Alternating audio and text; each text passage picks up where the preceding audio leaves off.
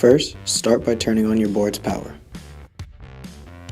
Get on the board 1 foot at a time. Stand up straight and let the board do the balancing.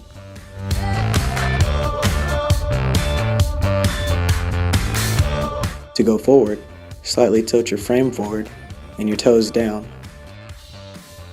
To go backwards, tilt your frame back and lift your toes.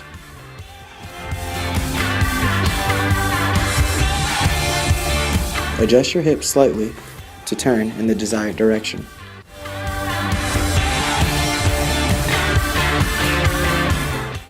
To get off the board, step backwards 1 foot at a time. To preserve battery power, turn off the board after each ride. Now you're all set to ride the board built to do more.